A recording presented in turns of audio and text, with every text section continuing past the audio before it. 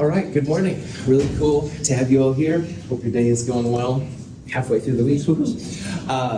Next week, Monday, before lab, I just tried to let you all know this is coming up here because Monday happens really quickly. Next week, Monday in lab, we'll go over problem set number 2, which has stuff over this chapter 2, part 1 we're going through right now. And then quiz number 2, we'll have some questions from problem set number 2. It'll be show your work like the last one was. You'll turn in the density lab that we did this Monday, just a series of worksheets in the companion. And then we'll start the nomenclature in-class lab, which is again in the companion, or so you can see it online. Should be pretty chill. Otherwise, you'll be able to check your grades starting this Friday, probably by the end of the day. Give me a little bit of time on Friday, but by Friday you'll be able to check them. They announced the Nobel Prizes in chemistry. 3 scientists working with a quantum dot. Honestly, I'm not totally sure what a quantum dot is, but I'm going to look it up either way. Woo-hoo, chemistry. Anyway, questions about anything? What is a quantum dot? That's what I said. I just don't know. I'm going to look it up, but I'll try and find out. If you all find a good resource for it, let me know. Honestly, I've never heard of that, so I don't know. So yeah, but it must be super cool. So quantum dots. All right, we left off on Monday talking about the 3 what they call elementary particles of the atom, and those are called the protons, electrons, and neutrons. And there's 2 things to pay attention to each one of these particles. First of all, the charge. Protons are positive, electrons are negative, and neutrons are neutral. And that's important because the opposite charges attract. So positives and negative will come together, and there's a lot of the glue in chemistry because of that attraction. On the other hand, if you have positives and positives, they repel, negatives and negatives repel, and neutrons just kind of sit there. So this will be something we'll talk about a lot coming up. But the other thing to pay attention to is the mass, like how much it weighs, quote unquote, and that's measured in grams. So in the density lab, you measured like some unknown metals and liquids, 10 grams, 100 grams. Think about the magnitude now of these, 10 to the minus 24 grams. So that's like 10 to the 25 orders of magnitude smaller than the unknown liquid you measured out probably in lab on Monday. I mean, they're just really, really small amounts. And you need special balances to weigh them. It's nothing that we have here at Mount Hood. Now, proton has this number right here, which is really small. So scientists a lot of times will use what's called an atomic mass unit, an AMU, sometimes abbreviated as a Dalton, and it's a conversion factor. So instead of having unwieldy 10 to the minus something numbers, you can break it down to AMUs. So in AMUs, a proton is 1.007 roughly AMUs. Neutrons, down here at the bottom, are a little bit bigger, 1.008 roughly AMUs.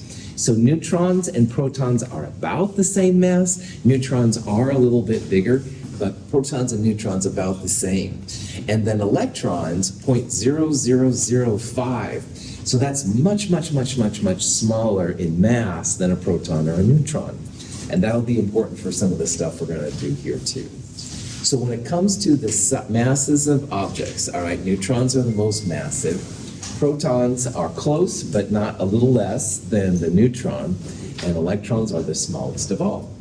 So if you have this kind of question, then you'll know what to do. It says put these atomic particles in order of increasing mass. So that means smallest first, biggest last. We talked about how electrons are definitely the smallest. So it's going to be D or E. And then if you just remember that neutrons are the biggest, they're a little bit bigger than protons, not a lot, but a little bit, the answer is going to be D. Any questions on that? Okay. A cathode ray can be deflected by an electric field. The beam is attracted to the positively charged plate. The beam is also deflected by a magnetic field. For the experiment, we orient the magnet perpendicular to the electrodes. The forces can be used to cancel each other. J.J. Thomson used similar experiments to determine the charge-to-mass ratio of electrons. At the beginning of the 20th century, end of the 19th century, scientists were experimenting with what's called a cathode ray tube. And a cathode ray, as it turns out, is basically like a stream of electrons. Now, electrons are negative. So when J.J. Thomson started to play with magnets and electric fields, he could make the stream of the cathode ray go up and down a little bit. And it's a really cool set of experiments. This is an example of a cathode ray tube. I saw one once at a demonstration. It's kind of fun. But anyway, J.J. Thomson realized that there are particles in there, these electrons, and he discovered what's called the charge to mass ratio for an electron. So that's how much charge there are, which are measured in coulombs, divided by how much mass, which is like grams. He couldn't find the charge or the mass separately, but he at least started the dance, if you will, by getting that thing all together. And again, 1897, there's no computers and stuff like that, hardly any electricity. I mean, wow. And they're just playing around with these things, figuring out what electrons are. In Millikan's experiment, tiny oil droplets were sprayed into a chamber. By adjusting the charge on a pair of electrodes, Millikan balanced the force of gravity, pulling the droplets downward, with the electric attraction pulling the droplets upward. Millikan was fascinated by J.J. Thomson's experiments, and he thought, I wonder if we can find the charge or the mass on an electron, and then using J.J. Thomson's value, we can find the other one. And after a lot of experiments, he came up with this idea of an oil drop experiment, and this is really ingenious. In here, there's really small droplets of oil, all right? And oil has mass, and like all mass, gravity pulls it to the ground, all right? So the drops of oil were being pulled to the ground by gravity. However, he used some electric plates. Now, if these little oil drops were ionized with electrons, they'd have a negative charge. So if your positive plate is up here, he could make these drops go up and down like that, which was really clever. He used apparently a telescope to see them. I don't know. It's a really complicated experiment, actually. Long story short, he found the charge for the electron. And then using J.J. Thomson's value, they were able to find the mass of the electron, which is really cool. But again, 1913, again, no computers or anything like that running around, and they were able to find this stuff, which is really pretty cool. When high voltage is applied to a canal ray tube, electrons are attracted to the positively charged plate, as in any cathode ray tube. The electrons collide with gas molecules, separating electrons from the molecules. Positively charged particles are attracted to and pass through the negatively charged plate. When the tube contains hydrogen, these particles are protons. We're going to hear more about this guy, Rutherford, in a little bit. But anyway, Rutherford took the J.J. Thomson's canal ray thing, which was basically just electrons being shot through, and he put some hydrogen gas in. All right, some people wonder if it was an accident, like it wasn't really intentional, but of course he claims it was intentional. Who knows? All right, doesn't matter. Anyway, electrons are in blue. Most of the time just go straight on through. All right, this is a positive this is the positive plate and this is the negative plate. But once in a while, those electrons will hit the hydrogens, which are represented by those gold things right there. And when they hit the gold atom, the atom breaks up. And we're going to see in a little bit that hydrogen has one proton and one electron, usually. So more electrons went this way, but also some protons started going this way. Because if this is a positive plate, the negative electrons are attracted to it. But if you have negatives, you have to have positives. If you start making positive, then you have negative. Protons were being attracted to the negative plate, so they started to see like a surge in the current or whatever. So anyway, long story short, he found out that, yeah, there's protons. He figured out they were bigger, more massive than electrons. There's roughly 2,000 electrons to the mass of a proton. But they also had the same charge, just opposite sign.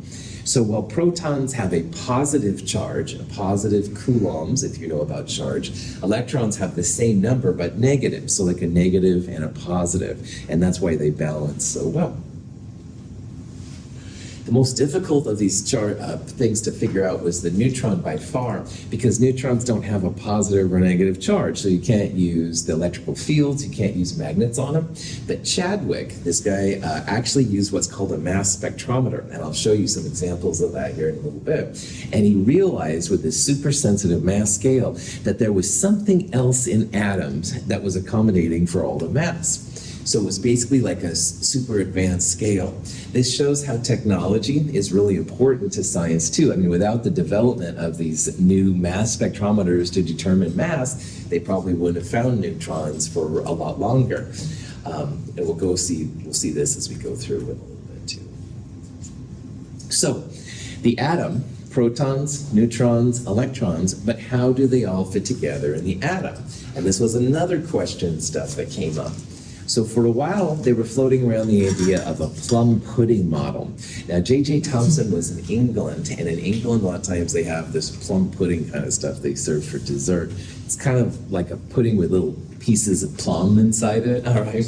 Anyway, J.J. Thomson had a theory that, well, maybe like plums in the middle are like electrons, and overall this red stuff is where the protons occupy. They kind of shimmer or whatever. And this was the accepted theory of how atoms were for quite a long time. The plum pudding would predict a large volume. You'd have little negative spheres inside an overall positive sphere, which is interesting. But again, Rutherford, who was also the person that's attributed with declaring the proton, was the person that proposed the correct model that we still use today. And Rutherford's gold foil experiment is what I'm going to show you now. I think. Yes. I guess there's no, that's right, this one I guess doesn't have sound. So Rutherford's quite a character. Rutherford was from New Zealand, and in England around this time, New Zealand was seen as a barbaric kind of a colony, all right? And Rutherford, when he came to England, kind of on a fluke, kind of on a scholarship thing, people were like, oh, you barbarian, you don't know what you're doing. Well, he came up with what's called the gold foil experiment, all right? Gosh, I thought this thing, well, anyway, no problem. Anyway, this is called the gold foil experiment. These little things are little tiny negative particles running through, like radiation. Think about it like that. And most of the time, when they went, let me try. I'm not happy with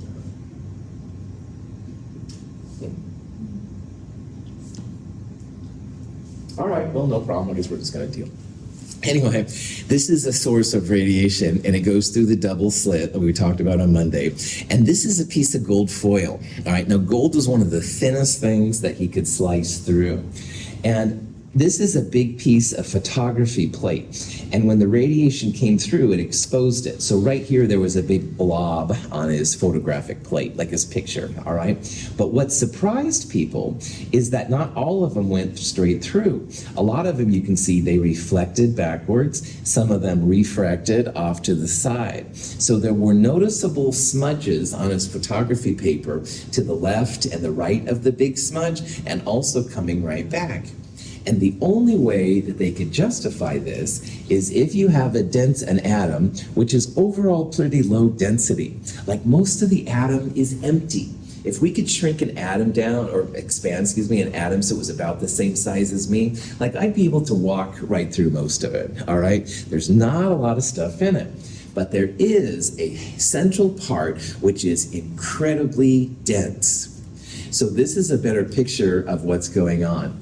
These are the gold atoms, all right, very, very thin, not too many of them. And again, most of the radiation, which was alpha particles, by the way, goes straight on through, all right? It doesn't even see anything. The atom's like a ghost.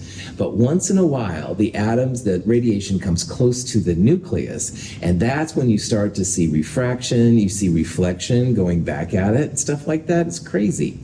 So he was able to use the gold foil experiment to understand what the atom was actually like. this is a better picture of an atom. Now from here to here, that's about 10 to the minus 10. That's 1 angstrom. We'll talk about that next term, don't worry about that. So this is about an atom's diameter, and in the exact middle, 10 to the minus 15 meters. Now again, this is going from 10 to the minus 10 to 10 to the minus 15. That's like 1 to about 100,000. It's a huge difference, all right? In the exact middle, you have something that's incredibly dense. So for example, this wall right here, man, that's dense. All right, I try and hit it, and ow, it kind of hurts my head even, it's so dense. That's normal density. This density inside here is way beyond anything that we're used to, because all of those protons and neutrons are squished together, all right, in some kind of super thing. So this area right here is quite beyond anything that we're used to. The most dense elements are iridium and osmium. People fight over which one is most dense. Those are probably like about 20 grams per centimeter cubed. We're going to do a calculation in problem set 2. This density right here, 10 to the 14th. All right, it's just orders of magnitude. There's nothing in our day-to-day world that corresponds with the density of this. The only thing that you could maybe say is that a neutron star, the product of a supernova sometimes, that would have a density similar to the nucleus. But there's no neutron stars hanging around in our neck of the woods, thankfully. So we don't really have anything to compare. So this is where things get really, really wild. The important part here is that the gold foil definitely kicked the plum pudding model out. Most of the atom, totally empty, all right? Things go through it and stuff. But if you happen to hit that small center, that's when the weird things start to occur. Remember that I am talking to you through a gas, through mass, through atoms, all right? And you can see me and I can see you and you can hear me and all that kind of jazz. That's because most of the atom is empty, all right? There's not a lot going on.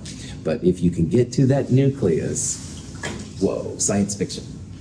Are alpha particles positively or negatively charged? Because the way I see it, they're going through the electron field, which is negatively charged, and not changing direction. But however, when they get towards the nucleus, which I'm guessing is net positive. Good call. So first of all, alpha particles are positive. Awesome observation. And the reason they freak out, especially around here, is because positive and positive nucleus repels, all right? So that's when you get refraction and all that kind of jazz. You're absolutely right that this area around here is negative, all right? But there's so little negativity.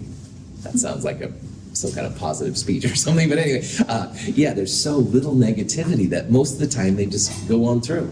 Now, in all fairness, alpha particles are so high-powered, they would rip the electrons off the gold if they went through them, but the gold doesn't have a lot of electrons to give. Most of it's like an empty space and stuff. So your thought is awesome, absolutely. It didn't affect this experiment and stuff like that. What was really important here was how the positive alpha particles attracted to the nucleus. Great question. All right. So at the end of the day, atoms, all right, add protons and neutrons in that nucleus. And that nucleus literally is beyond anything in our day-to-day world. There's nothing like it, all right? We're going to calculate some stuff in problem set 2, but it's way beyond anything that we're used to, which is crazy. The electrons are around the outside. We're going to talk more about electrons at the end of Chem 221. I'm going to say right now they circle. That's not really correct, but they're around the outside. Most of the mass of the atom is in the middle, all right? So the reason the alpha particles can just go through, there's not a lot happening out here, all right? It's weird. Electrons are strange. We're going to talk more about that in chapter 6. I don't want to give away too much. Finally, it's important to remember that if you have an atom with equal protons and electrons, it's considered neutral. It doesn't have a positive or a negative charge. So if you have 4 protons in an atom and you have 4 electrons around it, it'll be electrically neutral. It won't have a positive or negative charge. Now, pictures of atoms are becoming available. For a long time, this was something that was really impossible even to visualize. One kind of fun thing, if anybody ever asks you how big an average atom is, you can always say an angstrom, and an angstrom is an A with a circle on the top. We won't talk about angstroms a lot in Chem 221, but in Chem 222 we'll come back to this. An angstrom is 10 to the minus 10 meters. It's not an official metric prefix, but it's used so often by chemists, that's why we use the angstrom. Anyway, here's an example of some iron atoms in a circle, all right? They claim the radius is about 71 angstroms. Scanning, tunneling, microscopy, I can never say that, STM, yeah. Anyway, is used a lot for visualizing atoms. And if you're curious, this was a site and stuff that has some information on it. But I have to do this. IBM has been really making inroads into taking pictures of atoms.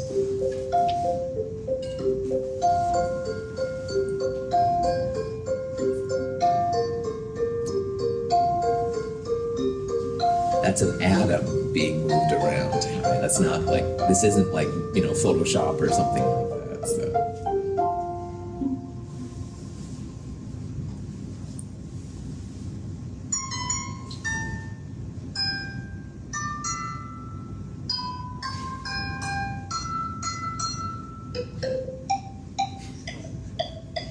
Bro. I can only imagine how long this took to create. I don't know.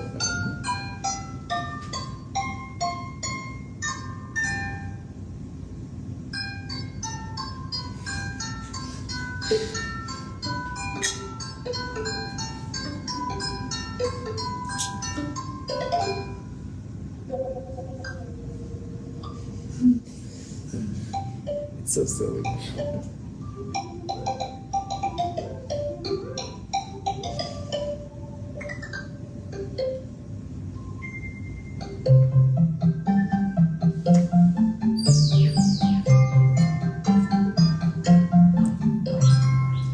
So it's a little bit of an ad for IBM, I apologize. However, the idea is just so cool because they can make I've got the Star Trek picture, I'm really sorry. You don't have to like Star Trek to do well in my class, I promise. But anyway, all these pictures are made by just literally moving individual atoms, which is fantastic. And quantum computing, these kind of things will use like individual things. That's why IBM's all over.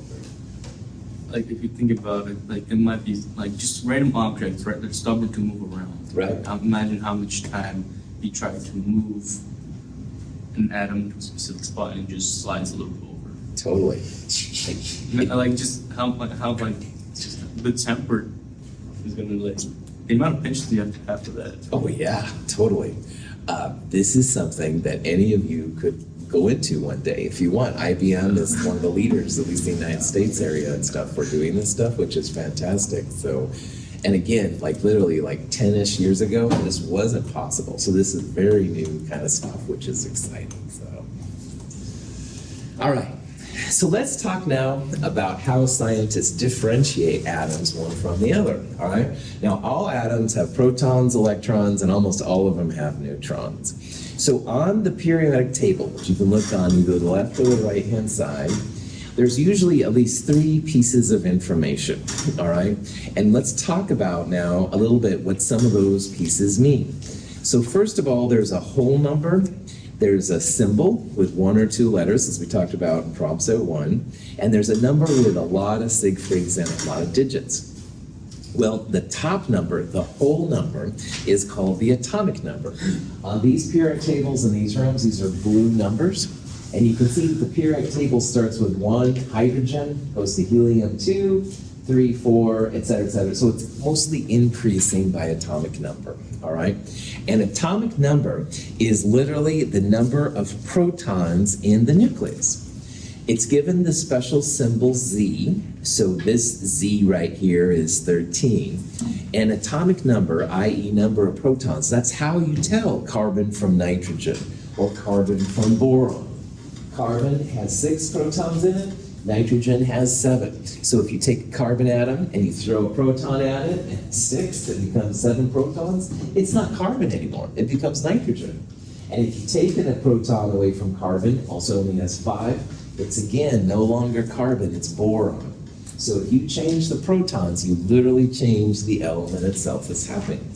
So the atomic number is definitely oriented around these atomic numbers. The periodic table is oriented around the atomic number, and these atomic numbers are the number of protons. So if you're ever curious how many protons were in argon, 18. Cesium, 55. Magnesium, 12, et cetera, et cetera. So you can always look that up, which is really cool. And again, this is how one atom is differentiated from the other. The symbol is also important. We can't always write out aluminum or, cesium or something like that. So the periodic tables will at least have the symbol, which is a 1 or 2 letter kind of thing. First letter always capitalized, second letter, if it's there, always lowercase. Now the periodic table that you can use, like say next week on the quiz, it'll have the names of the elements too, but that's not always the case. You can see that on both of these periodic tables in this room, you have just the symbol, which is cool. And again, we'll talk about that other number here in a little bit. Awesome. So like on the periodic table, they got like the rows and stuff, right? Uh-huh. And like I guess what do you call it? The first column, they all have where's the rows? The rows, the valence electrons, right? So then how does that work with the bottom 2 rows Okay. that are added? You're asking a lot of cool questions there. Let me give you some answers and I'll tease you with other ones. Columns go up and down and rows go left and right. Okay, so that's something we'll talk about here in a little bit. And I'll also tell you that there's a gap. So like 56 barium right here goes down to 57 lanthanum, and 88 radium goes down to 89 actinum. And then at the end there, lutetium goes back to 72 hafnium. So there is like a gap inside there. Now you also talked though about electrons and stuff, and I want to wait a little bit longer on that, so hang tight. But there is a gap right here that goes right inside there, and that's really cool. Groups go up and down, rows go left and right, and we will talk about everything you said just a little bit. So hang tight. Other questions? Okay. Morsley, depending on who you talk to, was the person who determined the atomic number for the elements in 1914. He used an X-ray technique to do that, which is kind of cool. Anyway, some of them were kind of known, but he was the one that figured it out. So again, using X-rays, alpha rays, these kind of things, really opened up the door for a lot in science. It's important to realize that all carbon atoms, which is number 6 on the periodic table, have 6 protons, all right? You change that number, you change the element. Likewise, all aluminum atoms have 13 protons. You'll never have an aluminum with, say, 12 protons or 14 protons. All aluminum atoms have 13 protons, and that'll be important for what we're going to see coming up. So this is a question you might get asked. It says, what's the atomic number of oxygen? Atomic number, again, gets the symbol Z. Well, the periodic table, if you're not, you should check it out. Oxygen's right there. It's number 8. There's also this number 15.99, whatever, blah, blah, blah. But for this question, you want the whole number, all right? So the answer is going to be 8. So all oxygen has 8 protons. We'll talk about what that other number means in a little bit, all right? But all oxygens have atomic numbers of 8, which means 8 protons. Now, another thing that's important, though, is what's called a mass number.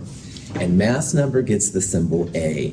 And mass number equals protons plus neutrons.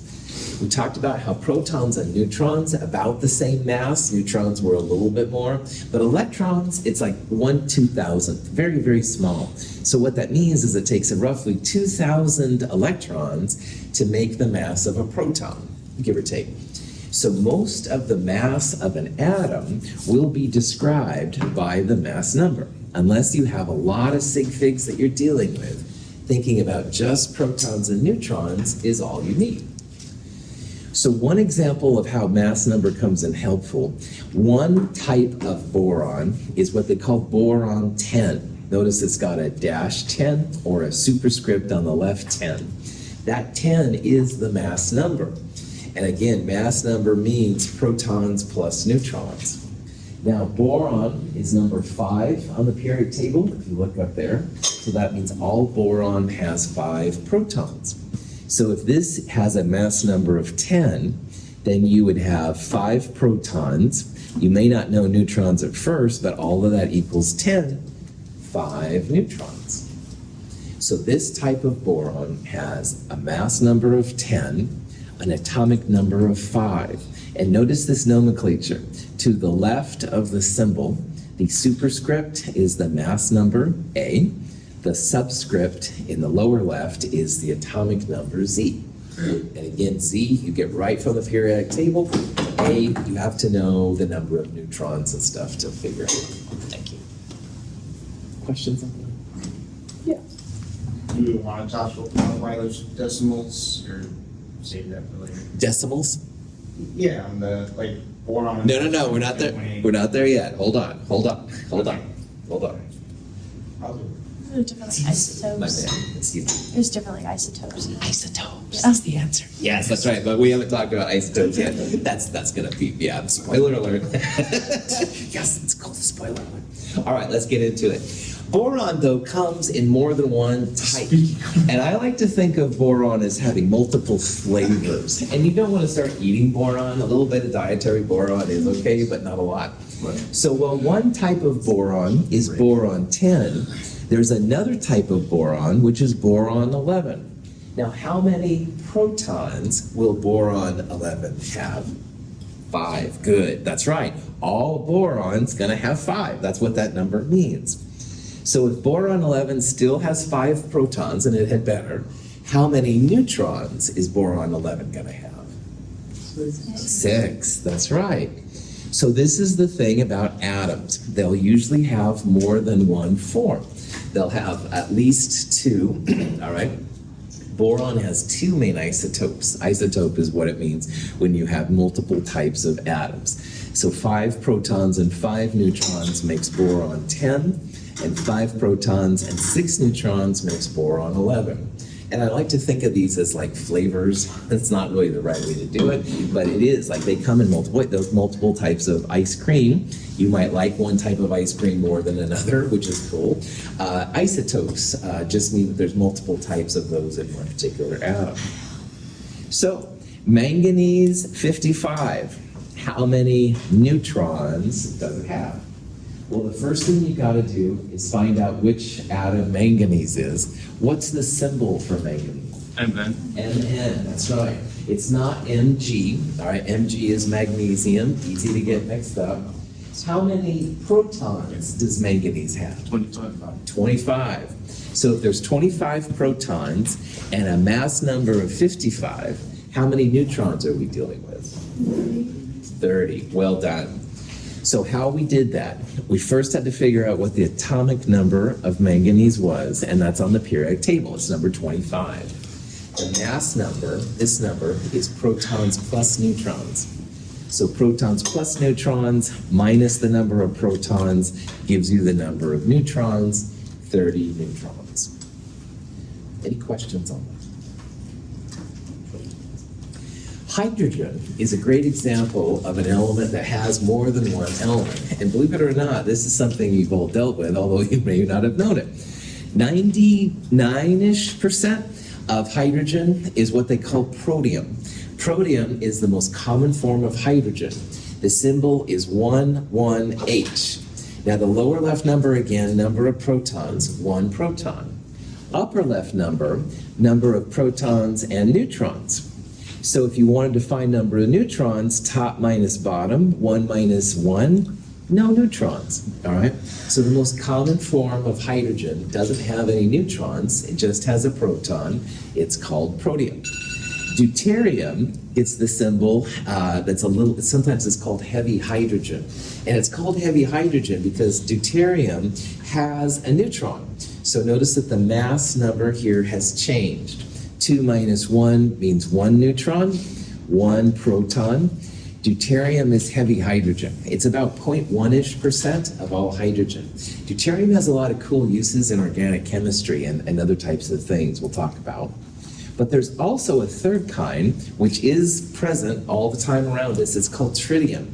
And tritium is a really heavy version of hydrogen. 3 minus 1 means 2 neutrons. It still has a proton. This one's actually slightly radioactive.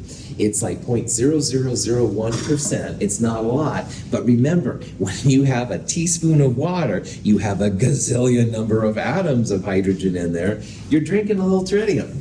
So I want to point out here that a little radiation is around us all the time. It's nothing to worry about. You've been doing it for years, and you're going to continue to do it next time you get thirsty. But there is radioactive hydrogen around us all the time. We'll talk about that in a little bit. I want to talk about the differences in density. Check out liquid water, what it does, you know about that. Ice cubes float on water. We'll talk about why that is in Chem 222. But if someone slips you a heavy hydrogen ice cube, it'll sink. So you'll know if you're 007 or whatever that it sinks and stuff like that. You asked if we should be worried about the radiation, and the answer is no. You've been doing this for years. You're going to continue drinking normal amounts. There is some radiation around us all the time. It comes from the Earth going up. It comes from the stars coming down. If you go in an airplane, it's a little worse than if you're on the ground, but this is normal. It's background stuff, all right? So no one lose any sleep over this kind of stuff. Any questions on that? That was a cool question.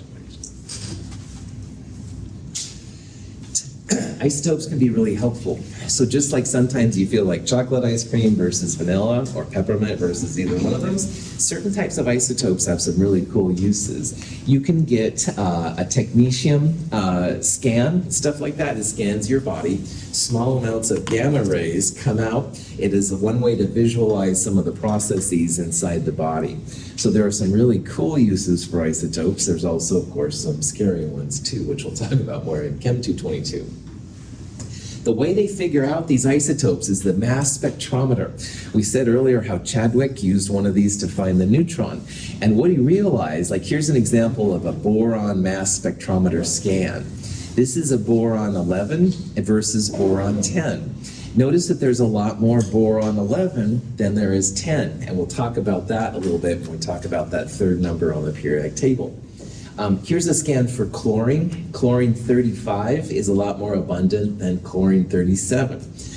Mass spectrometers, they basically strip an electron from the atom, making it positive, and then they send it through an electric field, and they vary the amount of magnetism, so they get one that just goes right through to the detector, and then they change it a little bit, so then this one goes through or that one, and they end up with these kind of results.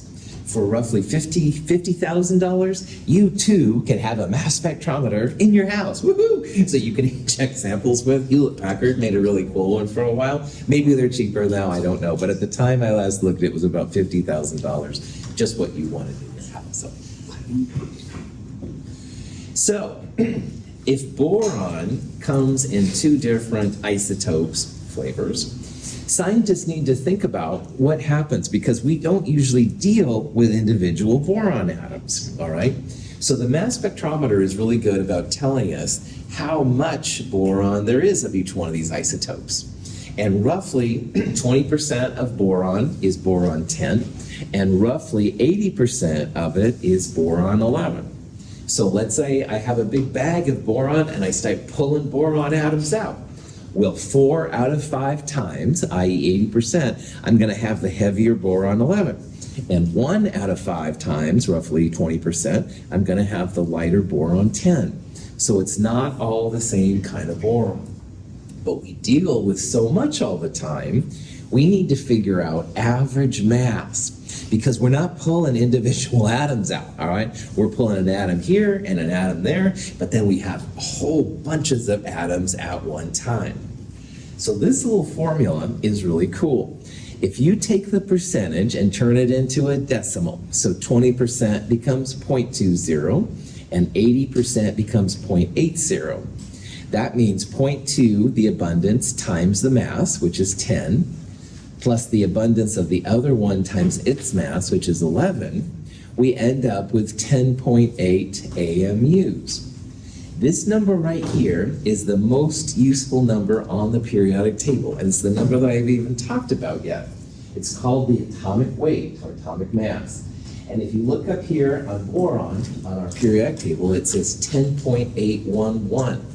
That's how that number was calculated. They use better sig figs than my 10 and 11. They probably use better percentages too. But what that means is that the average mass of a boron atom, 10.811 AMUs, or 10.8. Okay. So lithium comes in two flavors / isotopes, lithium-6 and lithium-7. The atomic weight of lithium, you could calculate it. Heck no, look at the periodic table. 6.941. That's the atomic weight of lithium. That's the average mass of lithium when you deal with huge numbers of samples at one time. So again, the atomic weight, just look at the periodic table. What about the elements at the bottom that have the parentheses around the atomic weight? Cool. These are radioactive, and it's the best guess so far. Some of these have been found to a little bit more detail. Like I know plutonium they worked a lot on, but for right now, these are like the best guesses they have. They're so unstable they can't get a good reading. Silicon actually has 3 main isotopes, all right? The atomic weight of silicon, when you find out its average, just look on the periodic table. Silicon's number 14, 28.0855. Now again, these numbers, these non-whole numbers, are the numbers we're going to use more than anything else in chemistry. In this chapter, we'll talk about atomic masses, atomic numbers, protons, but honestly, after this, it's these numbers which are going to be the winners. And again, they're all based on the number of isotopes and how abundant they are. So here's an example of a problem you might see. We've got an unknown element E. It's got several isotopes with these abundances, 54.5, 15.6, and 29.9. And notice up here, 72, 73, 74, we have their masses. So this is a question you might see. It says, what would be a reasonable atomic weight for E using this information? There's 2 ways to solve this kind of problem. I'm going to talk about the non-math way, and then I'll talk about the math way. And if you want to do this the non-math way, which is totally fine on this problem, what I do is I make a number line, and on the number line, I'm going to have any of the mass numbers of the isotopes. So if you look there, there's a 72, a 73, and a 74. So these represent the isotope numbers that we have. And let's do some games here real fast. Let's say we had almost 0% 73, and we had roughly 50% 72 and 50% 74. Can anybody make a prediction what the average mass would be under those conditions? 73. About 73. 50% here, 50% here. Average mass should be about halfway, all right? If you had 100% or close to it 72, it would be right here. If you had 100% 74, it would be right here, all right? So this will be helpful to us. Now, of those 3 isotopes, which one is the biggest percentage? 72. 72. So your average is going to be closer to 72 than it will be 74, all right? And it's quite a bit bigger than the other 2. So I would make a wager it's going to be between 72 and 73. So right away then, C, D, and E, I would pull right out, all right? Because C, D, and E are all greater than 73, and 72 is the bigger percentage. So that leaves basically A and B as the only alternatives. Now, A, 72.1, is pretty close to 72. So I would predict that 72.1, you'd have like a 90-ish% of that one right there. So my money would be on answer B. All right, I haven't done any math, but I'm using like percentages to think about it. Because remember, 50%, 72, and 74 would be 73. 100% 72 would be really close to 72. So it makes sense with 50% of this, the answer would be somewhere between 72 and 73. I think this is too small. 72.8 would be good. Now, in this problem, some of you are like, oh, no math, what the heck's wrong with you? This is chemistry, right? So I totally understand. The other thing you can do is you could take the mass and multiply it by its decimal percentage. So 72 times 0.545. And you'll add that to 73 times its percentage, 0.156. And add that to 74 times its percentage, 0.299. And that's another way to get the value. And either one of these methods is totally cool. But you should come out with an answer that's pretty close to 72. Cool. So, in this problem, 2 ways to win. All right. Math way, nothing wrong with that. On the other hand, using a number line, you can usually think through these problems. Because we have more 72, a higher percentage of 72 than either of the other ones. The answer is going to be over here, all right? It's not a lot of 72, it's more than half, but it's not like 90%. So probably closer to 73 and 74. Either way you want. Okay. So here's a better example with some actual math now. We have to do it. Nitrogen has 2 main isotopes, 14.0031 AMU, and it's 99.6299% abundant. So that means that a lot of nitrogen is that one. But there is some pretty good amount of 15. It's a little bit bigger, 15.001. Got a small percentage. And then it says calculate the average atomic mass of this. So what you would do is take the AMU number and multiply it by the decimal version of the percentage, so divided by 100. So 14.00311 would be the mass, and the decimal version here would be 0.996299. And you would add that to the mass of the second one, 15.0001. This divided by 100, i.e. 0.0037, whatever, would be the number you throw in right there. And if you do all this, 14.0068 AMU comes out to be the answer. Any questions on the process? Why is this number different from the number on the periodic table? The periodic table is 14.0067. Why do you think it's different? I can think of 2. The depth of vision. Depth of vision. No, but you're getting warmer.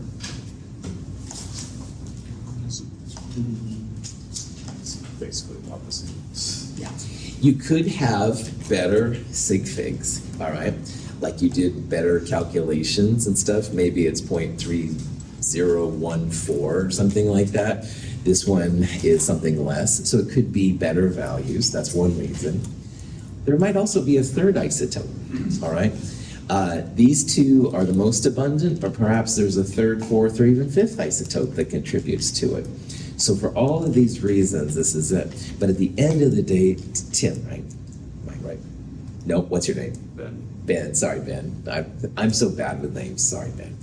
At the end of the day, Ben's got it. Something about the doubtful digit, all right? Something's a little weird here. We have to be attentive as to what's all. Yeah.